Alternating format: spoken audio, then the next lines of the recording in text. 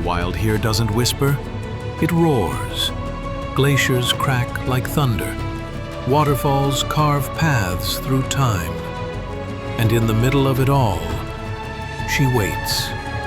Motor Yacht Unbridled. A sanctuary of warmth and refinement in the heart of Alaska's untamed frontier. Bears wander the shoreline. Whales breach on the horizon. Seals nap on drifting ice while you sip champagne on the aft deck.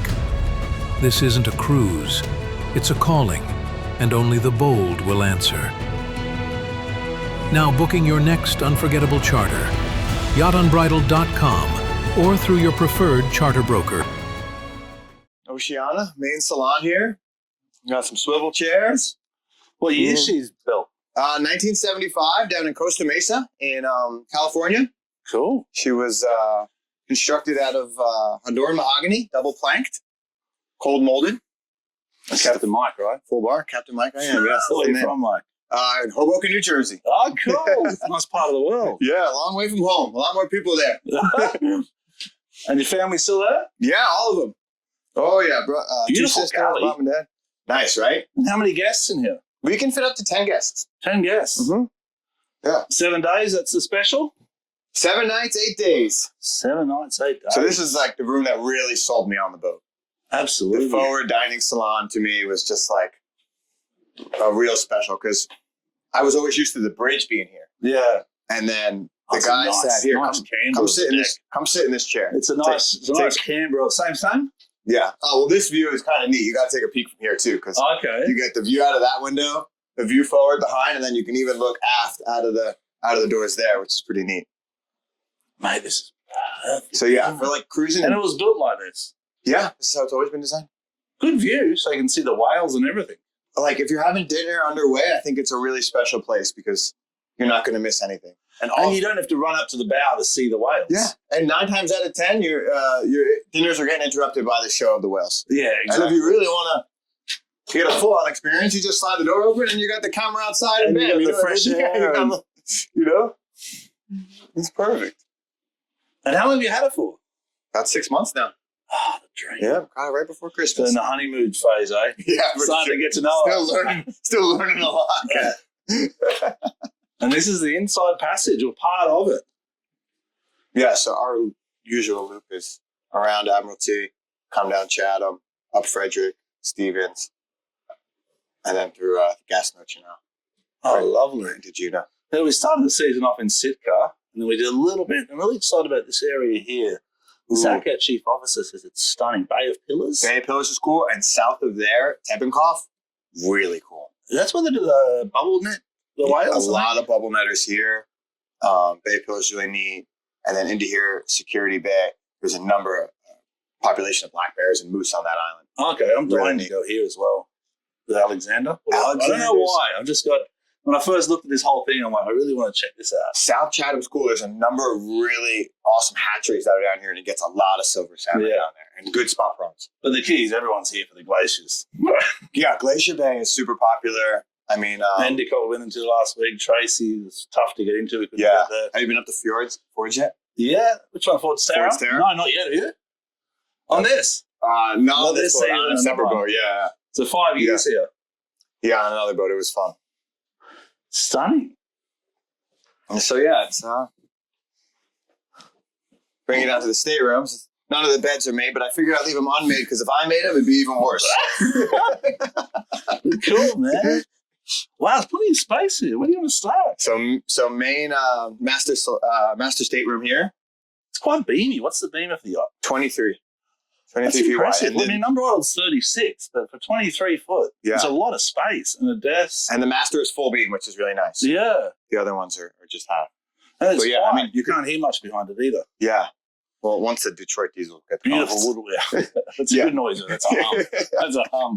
Nice woodwork. Yeah, the bright work and the finish in here has been really well maintained, which is wonderful. Yeah. And what made you make the decision of investing in a boat? Oh man, I just loved Alaska so much, and I loved the charter business, and I had a really good network of people up here that really kind of made me feel like I was home away from home. For 10, it seems like more.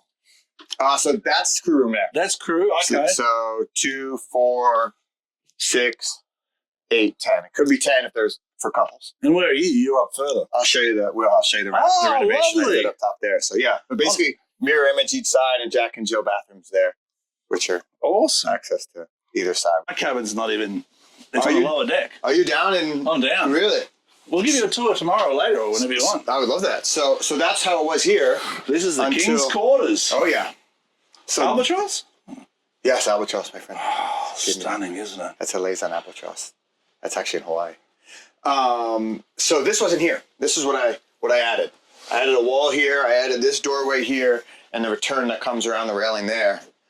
And then I made myself a double bunk cabin for the mate because there was only 2 bunks for crew, so I was going to have to use one of the other rooms. Yeah. Guests come first. That's the business we're in. Yeah. So I had to accommodate 2 more seating for 2 more, and then it's and it's still a walk around up front as well. Yeah, the docking station there, which is super nice. What's the favourite place you've been? With this boat? Oh, with any boat. I mean, anywhere in Southeast, I would say probably Ford's is probably the most beautiful anchorage you could go to. I can't go up there, can I? You can get to the anchorage behind, yeah, for sure. Not up through Ford's Terra, though. High tide only. You just have a time and you're stuck up there for the day, but you could definitely get in there.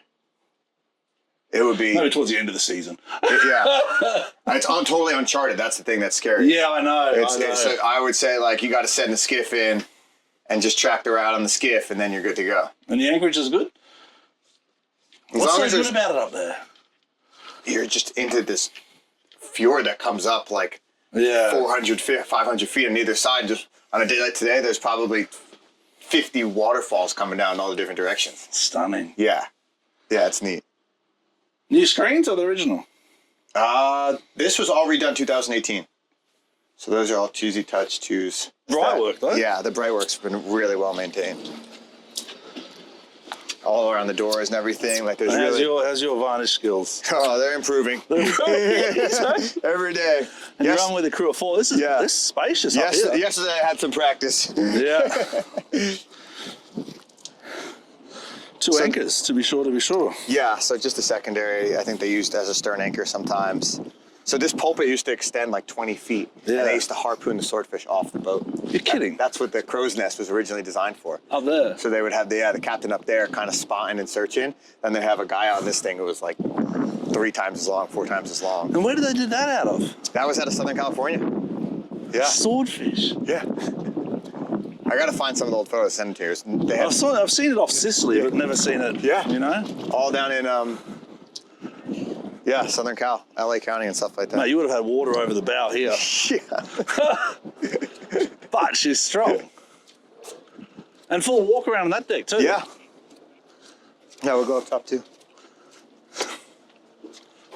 This is the dream charter, I think.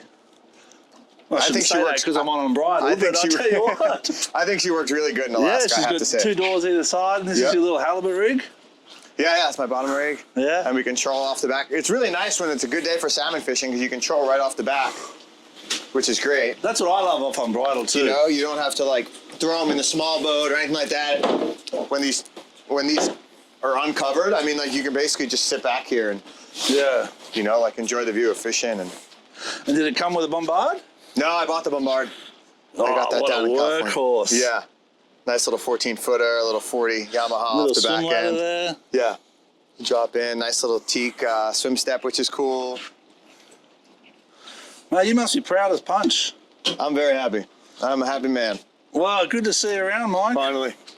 Anything you need, man, I'm here to help, buddy. Thanks, dude. Jeez, it's beautiful. Reminds me of little dive boats I used to work on. Yeah, they're perfect, man. You can kind of just run it up on shore. It's super light, so if the tide goes out, you get a caught. You're just all right. Turn it around, boys. Two boys. Turn it around, girls. That frame off the back of the transom there, that can come off, and it has these 2 wheels that actually slide in there that you can flip up and on, and you can just flip the wheels down and kind of just walk it up. Walk it out. Yeah, which is nice if you ever get caught in the sand. And it is inflatable. It is pull apart. Yep. Yeah, those 3 panels. Yeah, those panels will pop out.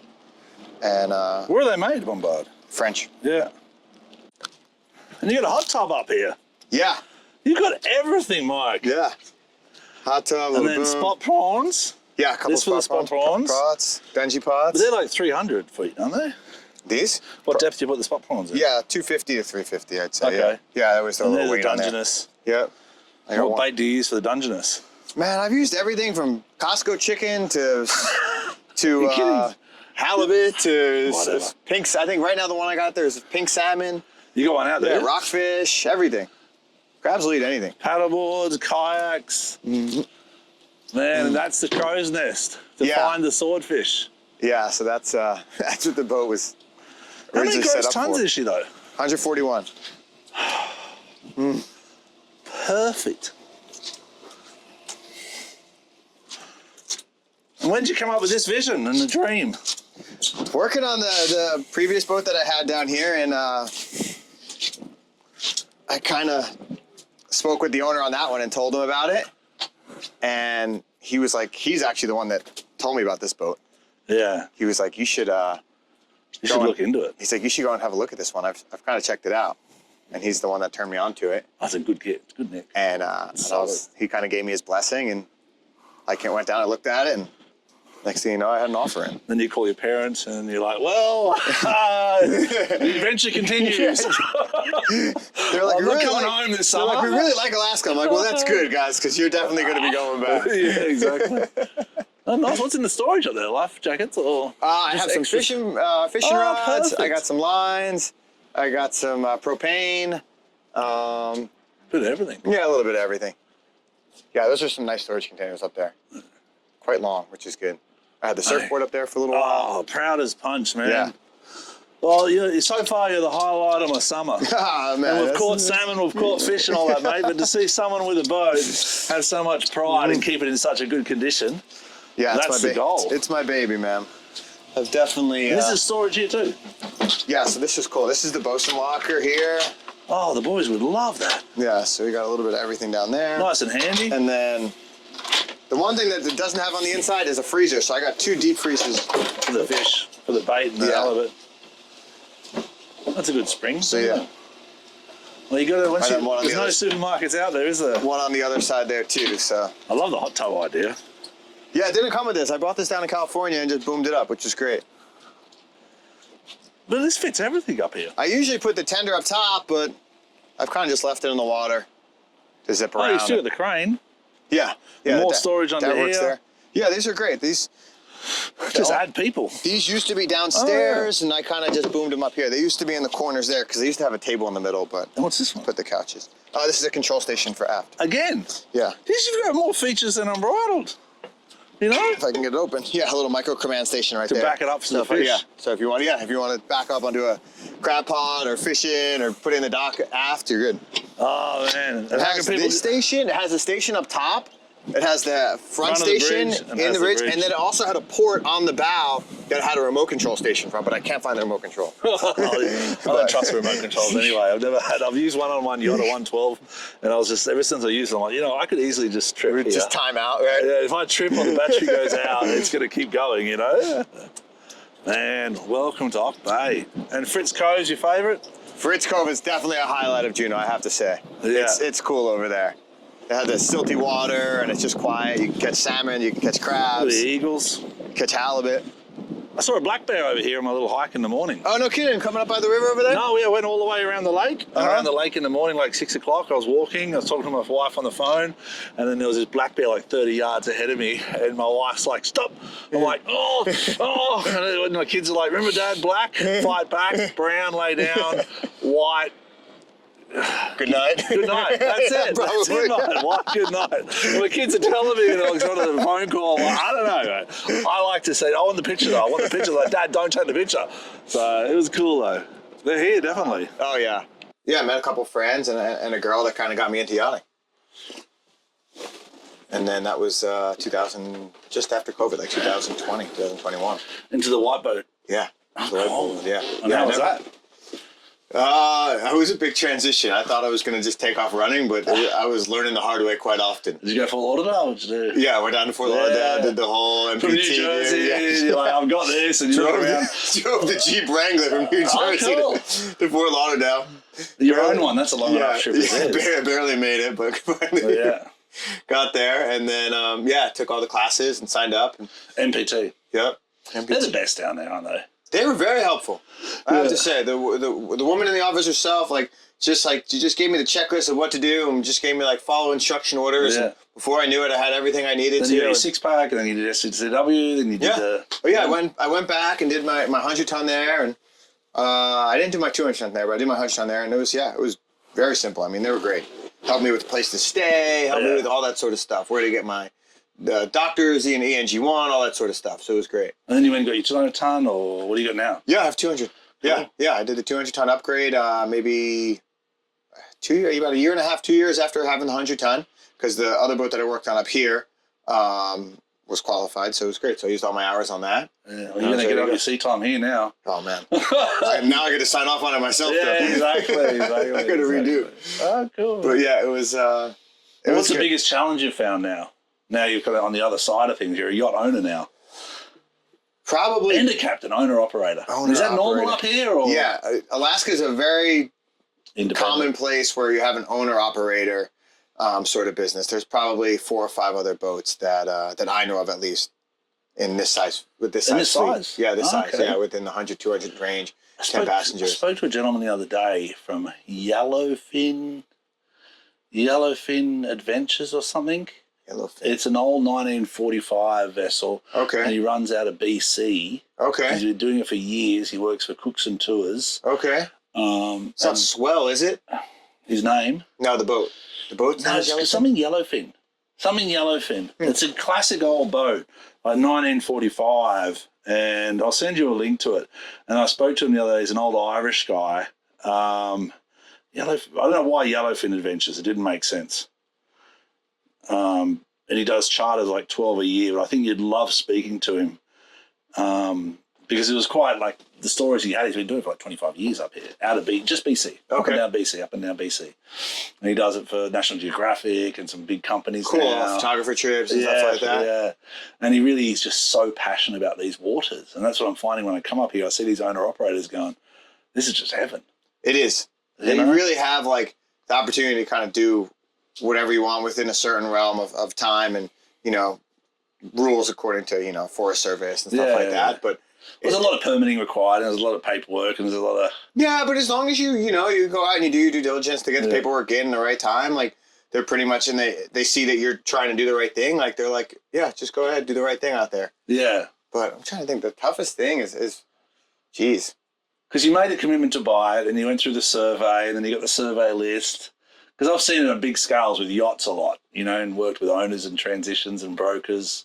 That was stressful. you don't talk about it. That was stressful, man. Don't talk about it, Liam. That was a lot more. That was a lot of sleepless nights. Yeah, I'm sure. And where did you get it? Down in Seattle way? Yeah, no, I purchased it in it was in Seal Beach right outside of Long Beach, California. Lovely. Yeah, the 2 guys were 2 brothers and they couldn't have been more helpful. A long run. Yeah. That's a long run. We did about 9 days from Long Beach to Seattle. Spent another 9 days in Seattle and then another 8 days up What to time of year did you do? April or May? We left April 22nd. Oh. Yeah. There's a little lull then, I remember. The best, you're kind of in it when the best day conditions are like 6 foot. Yeah. You're like, 6 foot isn't so bad. Yeah, exactly. I kind of like it. Yeah. And what do you use? Like wind finder or do you use windy? Yeah, I was using windy. Yeah, I was using windy. I was using NOAA. Yeah. Yeah, probably windy and NOAA were probably the most 2 used. But the West Coast is quite unpredictable, isn't it, weather-wise? It was changing so much every day, but it was as long as I found that the wind was under 15 knots, I felt comfortable enough to look at the long period. I'd also look at the buoys. I went out go on surfline.com and look at the buoy forecasts because they have really good, accurate buoy, up-to-date forecasting and stuff like that. And if the buoys are going up and down out there, that it's sure to hit on the inside pretty soon. Yeah. Well, so buoy forecast, and then just look for a little timing in the wind. And you've got a couple of spots you could pull in, but not that many. Even when you leave San Francisco, you're and you don't want to stop either, do you? No, you don't. That's the thing. That time. Yeah. You wait for the next window. Because on bridal, we had the challenge. Yeah, if you come in, then it's going to cost you a whole, it's a whole extra day to come in. I think from Half Moon Bay, we did Long Beach to San Luis Obispo, San Luis Obispo to Half Moon Bay, Half Moon Bay to Newport, Oregon to Seattle. Okay.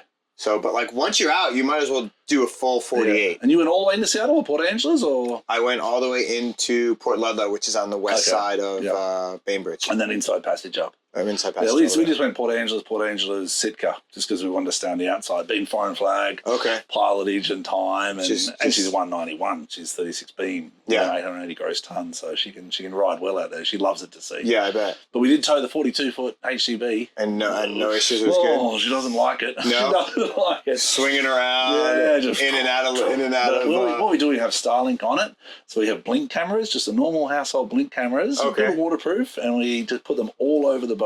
So you can see the battery voltage, and we've got solar panel chargers. We see bilges, we see engines, we see all the details of the tow, and it makes it a really safer way to do it. So we can just, on the screen, on the bridge, you see your tender. And you have all the alarms and everything like that. If any water is inside or anything like that. We have lights that come on for bilge pumps and things like that. Sweet. So, and you set that all through up with Starlink or with? Yeah, we just have Starlink on board and connected to the blink cameras to the Starlink, and then we have Starlink on the mothership. Okay. And we just watch it. Plus, we have a Wi-Fi connected to it both. Sweet. You know what I mean? So it's a good setup. So it's like you basically have someone on there. Yeah. Which is ideal. What do you go around with? I saw you had a small one. What was it? Oh, yeah, I have a little 14-foot bombard to get ashore. Yeah. That's perfect. Yeah, it's just a little. Yeah, it's all you need, isn't it? Tender. Yeah, perfect. What's your draft? Must be like 5? It's about 6 feet. It is 6, okay. Yeah, just about 6, yeah. And how much fuel do you hold? I can hold 5,600 gallons. I got 6 fuel tanks. 600, that's nice. nice. I'll take you down there. You got to check it out. It's pretty cool. Yeah, let's do that. That's... What's your favourite thing about the boat? Oh, the views from the wheelhouse are definitely the best. This is nice. This is like the King's Castle. Yeah, and actually, there's another deck, is it? Oh, yeah. We got the crow's nest up top, which is pretty sweet. And most of your clients US or? The first group I had was South African, actually. And then I have another group coming out in August, I believe, from the US, the UBIs. Okay. And you work with them BVIs, direct? excuse me. They BVIs. call you direct? I have, yes. I've had people direct, and I also have, agencies. A couple of them that go through agents as well, too. And then we've got a broker coming tomorrow. I'll introduce you to. A gentleman's coming tomorrow from Bridal to do drone footage and content. Cool. And all that. Yeah, that'd be lovely, man. It's been one good thing about the social media presence on Bridal is so many people are now aware of the program. That's really what you want. Yeah. That's like your platform. I see it and I'm like, that's cool. Like, yeah. And the way you do this boat, it makes it look like a 200-foot boat. Like I saw it in the bay, like glistening water. I'm like, that's a big yacht, you know? Which it is. It's a big yacht. It is. She's a big girl. Yeah. She has enough space for 10 for sure. That's definitely, And how's your fishing? Yeah. I saw you at the downriggers out there. Yeah, we've got a couple salmon on. Yeah, we caught. We don't have a halibut permit, unfortunately, but on the crew days we went out, we caught a couple halibut. Yeah. I got a couple good rockfish spots. The crabbing's been really good early season. Yeah, and some spot prawns as well too. Because the boys are going up for Dungeness now. 40, 45 at the most. Yeah, Muddy Bay overnight. Muddy Bay, brackish water. You want usually you want a freshwater outflow. Okay. Which is kind of different over here because there's no freshwater outflow. I mean, I guess there is from Douglas, but most of the times, like when you get up to like a head of a bay and you have like the stream coming out, you just drop it there right in the bar. Yeah. Oh, cool. And that's kind of the spot, just where you can kind of see the bottom-ish. Yeah. And then the spot burns are deeper. And then the halibut 80 to 300 or something. Or... Yeah, you can. Yeah, I mean, once the salmon are in August and September, any anchorage you're at that's like over 60 feet, you can drop to the bottom and there'll be resident halibut in there just waiting for pink salmon. What are they eat salmon, eh? Oh, yeah. Pink salmon. Wow. Pink salmon is the best bait you'll get for halibut. Okay, I didn't know that. Yeah. And when do they start running? Pink salmon will be probably second, third week of July. Yeah. I haven't seen any yet. These have all been all the chums. See the chums jumping over there and everything. The king and the chum. Yeah. They shut down the kings now, though. Yeah, I saw that. Yeah. An emergency order. Yeah. That's what's, I don't know, to me, honestly, I've been all over the world and I love fishing. That's why I started fishing and diving and, spearfishing. America is one of the greatest fisheries in the world. You protect it. You very managed. Fight for it. Managed very well. From East Coast to striped bass seasons. Yes. Totally. South, yeah, absolutely. It's like, people say it's overfished. Yes, it's overfished, but you've still got commercial fishermen here making a living, where in other countries you don't have that anymore. Yeah. You've got no fish, and then you've got Japanese trawlers. So America's like, no, we've got fish, we want to keep it, and we understand why, because it's a balance. You got to have recreational, you got to have commercial. Absolutely. The management of the resources is vital for for tourism, for the locals, for the rest of the country. And in those permits that you're talking about with going ashore with clients is for us, we're limited to the high tide mark, which still gives you plenty of spaces to go. But it's important that people understand the national forestry. You know, so a lot of clients are, we want to go over here. Well, it doesn't work like that. Plus there's risks. Yeah. You know, this is bear country. There's a huge risk going anywhere up on those bear trails, but I always find there's so much more to see below the high tide line than there is even above. I think so. I mean, like once the tide drops out and you can find these big sunflower stars with 36 arms off of them, and you know, you could see the big, you know, like I mean, you can find little tiny octopuses and stuff like that. Octopi. What's the it's really shell cool. you've got? Is it called a basket cockle? I don't know if they eat them here. There's this big round shell that I saw in the shallows here. A bunch The gooey ducks? Geoducks is more elongated, isn't it? Yeah, it's like a clam with like the tube off of it. Like almost like a scallop, but smaller. But it's like, I think it's a basket cockle. And I was like, man, it's alive. Like just walking on low tide, you see all the different species of life. It's not like spurring out the water, it's is dead. it? The shells are dead. So the fish are getting them, or the eagles are getting them, or someone's getting them. You know, I'll show you on the boat. It looks like a scallop almost, right? It has like the lines that come across it. Yeah. They're scallops. It is a scallop. Okay. Scallops, Yeah, I haven't seen any in the store or anyone fishing for them, but I was like, there's scallops here. Yeah, you know? definitely, That's what really surprised me, because that's almost like a beach, you know? Yeah, there's scallops. They have, there's actually a fishery up here for, what the heck are they called? They're like these red-horned, oh man. The name's escaping me right now. They sell them over in the Chinese market. They go down with these big like power wash like compressors, and they put the wand down into the water, and they kind of like Underwater on the bottom, and like a muddy bottom. The divers go down with this big long like power washing kind of hose, and they put them up. Sea cucumbers. Oh wow! Yeah, there's big fisheries here. Yeah, there's a big sea cucumber fishery. Abalone? Yeah, I have abalone shell that I found downstairs. Yeah, there's abalone here. Scallops, oysters, spot prawns. You You just don't have the lobsters. no lobsters. That's strange, isn't it? It's a perfect temperature, really. You would think, right? I guess it's just a crabs world up here. Yeah, the crabs is going nuts. Gotta take it over. We got our two hands. We don't need your little fancy tail. Dungeons and tanners and king crab. Yeah, there's plenty Then of you crab. got 4 species of king crab. I saw the different 4 different types of the king crab. Red, And black, blue, and gold. spider or something. Yeah, something like that. Yeah, I remember there was another one, but let's go check out the rest of the boat. You can catch king crab right off the dock here. Really? Oh yeah. No. Sure do. Wasn't it? I mean, the boys are. You can't keep them, but you can catch them. Yeah. Oh, the babies. The old Jimmy's diesel. 12 V's. Wow, 12-cylinder V's. Yep. Remember when I was younger, I had to take the sump off the bottom of them? I worked on the ferries for a while, and I had to take the sump off. So this is the workhorse. Oh yeah. This is what gives her all her juice.